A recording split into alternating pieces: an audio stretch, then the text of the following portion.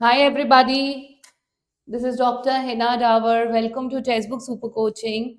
Students, I have a very big update for all of you and I think that is one of the happiest news that you can ever get. वो ये है कि NCERT की doctoral fellowships आ चुकी हैं जिसके लिए आप कर सकते हैं अप्लाई। यानी अगर आपके पास चाहे नेट है या फिर आपके पास नेट नहीं है, दोनों ही सिचुएशंस में आप एनसीईआरटी की डॉक्टरल फेलोशिप्स के लिए अप्लाई कर सकते हैं।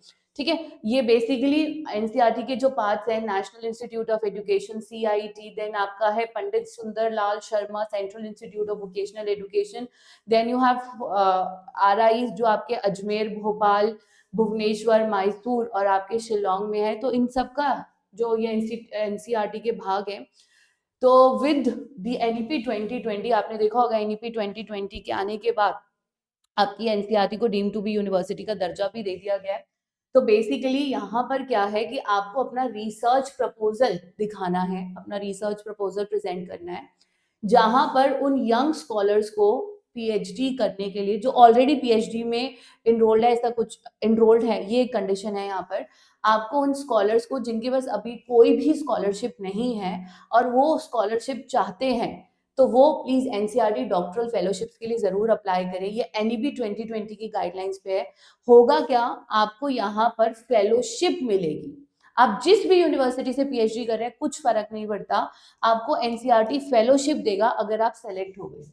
बट अगर आपका जो एरिया है वो आपका अर्ली चाइल्डहुड केयर एजुकेशन से रिलेटेड है, या फिर आपका जो रिसर्च है वो फाउंडेशनल लिटरेसी न्यूमरेसी से रिलेटेड है, या फिर यूनिवर्सल एक्सेस टू एजुकेशन और एजुकेशन फॉर ऑल से रिलेटेड है, या फिर करिकुलम पेडागोगी से रिलेटेड है, ये डिफरेंट डिफरेंट सब हेडिंग्स है, टीचर एजुकेशन से रिलेटेड है, नेशनल प्रोफेशनल स्टैंडर्ड एनपीएसटी से रिलेटेड है, स्पेशल एजुकेशन से रिलेटेड है, learning for all, economically weaker section, SC ST quota, school clusters, अगर इन एरिया से रिलेटेड है, वोकेशनल एजुकेशन, आईसीटी, तो आपको प्रेफरेंस मिलेगा। Adult education, 21st century, Indian knowledge systems, assessment, multilingualism, तो अगर इन एरिया से आपका रिलेटेड है तो आपको प्रेफरेंस दिया जाएगा।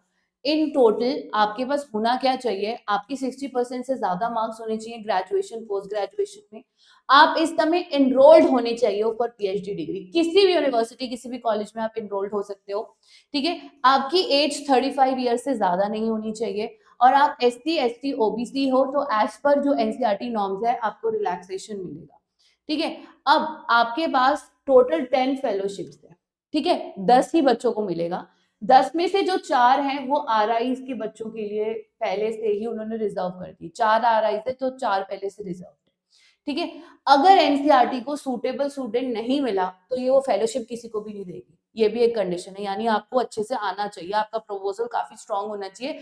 आप जिस भी यूनिवर्सिटी में काम कर रहे हैं, आपको वहीं से सेम काम ही लेके, आपको कुछ बदलना नहीं है, बस आपको उसी यूनिवर्सिटी में फेलोशिप मिल जाएगी।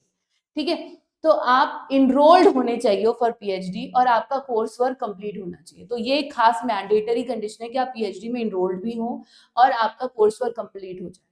ठीक है, तो आपको ये फेलोशिप मिलेगी। ठीक है, ये जेआरएफ नहीं ले सकते क्योंकि जेआरएफ वालों के पास तो ऑलरेडी फेलोशिप है ही, तो ये उनके लिए नहीं है। सिलेक्शन क्या होगा, आपको अपना प्रेजेंटेशन, प्रपोजल प्रेजेंटेशन करना है कि आप किस एरिया में काम कर रहे हो, कितना काम हो चुका है और आपका काम किस तरह से आने वाले टाइम में देश के लिए फायदेमंद रहेगा। ठीक है, इस इंटरव्यू और प्रेजेंटेशन के बेसिस पर आपको शॉर्टलिस्ट किया जाएगा और आपको इंटरव्यू के लिए आने के लिए पैसे, मतलब ट्रेन का रिजर्वेशन भी मिल जाएगा। ठीक है, अगर आप सेलेक्ट हो जाते हो और हम यही चाहते हैं आप सेलेक्ट हो, तो आपको 35,000 रुपए पर मंथ मिलेगा अगर आपका नेट क्वालिफाइड नहीं है तो। ठीक है, और अगर आप ऑलरेडी नेट क्वालिफाइड हो तो आपको 37,000 पर मंथ मिलेगा, एंड दैट इज अमेजिंग। तो अगर अब आपका नेट नहीं भी क्लियर, तो भी अगर आपका प्रपोजल स्ट्रांग है तो भैया ये आपको फेलोशिप दे रहे हैं। और अगर आप सिर्फ नेट हो, देखो जेआरएफ इसमें नहीं आएगा, जेआरएफ को ऑलरेडी फेलोशिप मिल रहा है, तो जेआरएफ के लिए नहीं है, ये सिर्फ नेट और नॉन नेट के लिए। तो अगर आप यूजीसी नेट हो तो आपको 37,000 पर मंथ मिलेगा। ठीक है, और साथ में कंटिजेंसी ग्रांट भी मिलेगा 10,000 रुपए का। ठीक है, तो अब ये रहा पूरा डिटेल्स। एप्लीकेशन प्रोसीजर के अंदर आपको बताया गया है कि आपको अपना जो भी प्रपोजल बनाना है उसमें आपको अपना टाइटल, कंसेप्चुअल फ्रेमवर्क, मेथडोलॉजी और ये किस तरह से इसके जो इम्प्लीकेशंस है वो आने वाले समय में कैसे यूजफुल रहेंगे, तो आपकी स्टडी के इम्प्लीकेशन सबसे ज्यादा इंपॉर्टेंट है। और ये पूरा डॉक्यूमेंट आपका एनसीईआरटी की वेबसाइट पे अवेलेबल है, हम लिंक आपको दे देंगे।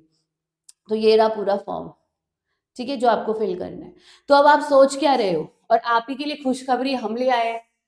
हम आपको already PhD mentorship guidance programme दे रहे हैं, तो आप हमें यहाँ पर ज्वाइन कर लीजिए। यहाँ पर हम आपको अच्छा प्रपोजल बनाना वैसे ही सिखा रहे हैं, ताकि आने वाले टाइम में इस तरह का कभी भी मौका मिले तो आपका रह ना जाए।